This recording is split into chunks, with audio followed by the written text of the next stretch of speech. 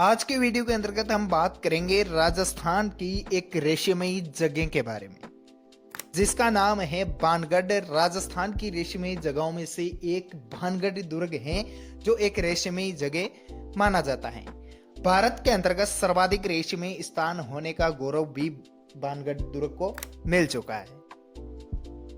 राजस्थान की राजधानी जयपुर से लगभग 115 किलोमीटर दूर बानगढ़ स्थित जो राजस्थान के अलवर जिले के अंतर्गत आता है। बानगढ़ किले का निर्माण आमेर के महाराजा भगवंत दास के पुत्र माधव सिंह ने अपनी प्रथम नगरी के रूप में बानगढ़ की स्थापना की। कालांतर में बानगढ़ के वीरान होने के संबंध में कई रेशमई बातें हैं वो प्रचलित हो रही हैं। आज के इस वीडियो के अंतर्गत हम बात करेंगे कि बानगढ़ दुर्ग इतना रेशमई क्यों बना हुआ है, इसके पीछे की क्या कहानी है जो बानगढ़ दुर्ग को इतना रेशमई बनाती है। बानगढ़ किला परिसर के अंदर मंदिरों, मेलों और हवेलियों के खंडर देखे जा सकते हैं। किले के मुख्य 4 दरवाजे हैं जो लाहौरी गेट, अजमेरी गेट, फुलवाड़ी गेट और दिल्ली गेट के नाम से जाने जाते हैं। किला हालांकि खंडर में तब्दील हो चुका है, फिर भी राशि दिखाता है और हरे भरे वातावरण में शांति की भावना व्याप्त है।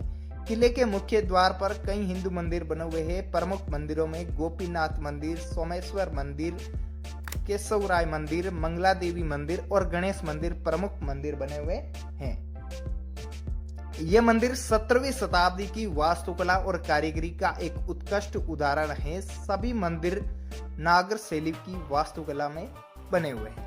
बानगढ़ दुर्ग जितना रेशमई ही बताया जाता है उससे कई गुना ये मनोरम दृश्य के लिए जाना जाता है। बारिश के मौसम में यहाँ पर पहाड़ियों से जो हरा भरा दृश्य देखने को मिलता है वो हर एक सैलानी के मन को भा जाता है। बानगढ़ किले की रेशमई ही घटना है केवल राजस्थान में नहीं, भारत के साथ साथ कई देश विदेशों के अंतर्गत हैं वो प्रचलित हैं। यहाँ से कई सैलानी हैं वो बानगढ़ की रेशमई घटनाओं को जानने के लिए आते हैं।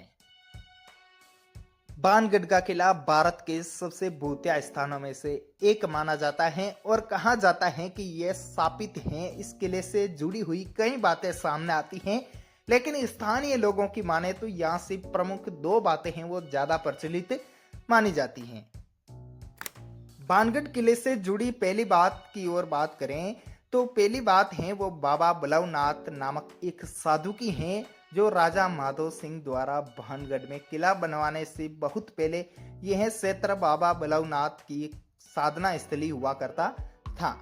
साधु ने किले की निर्माण की अनुमति एक शर्त पर दी थी कि किले या उसके भीतर का कोई भी इमारत उसके घर से ऊंची नहीं होनी चाहिए, अर्थात अगर किसी भी इमारत की छाया उसके घर पर पड़ती है तो इस किले के आसपास के शेर का विनाश हो जाता है। कहा जाता है कि माधव सिंह के पोते अजब सिंह ने इस चेतावनी को नजरअंदाज कर दिया और किले की ऊंचाई बहुत बढ़ा दी, जिससे उसकी छाया साधु के घर पर पड़ गई और शहर का विनाश होता गया।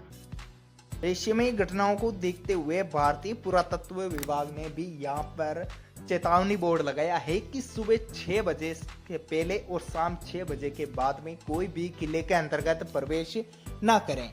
किले के अंतर्गत हो चुकी अनदेखी घटना अनहोनियां कई बार घटित हो चुकी हैं, जो कई फिल्म स्टारों के साथ भी घटित हो चुकी है और कई यूट्यूबर हैं वो यहाँ पर इस किले की रेशमई घटनाओं को जानने के लिए रात भर चुपके से अंदर भी रहे और उनका जो हाल हुआ था वो देखने योग्य नहीं था।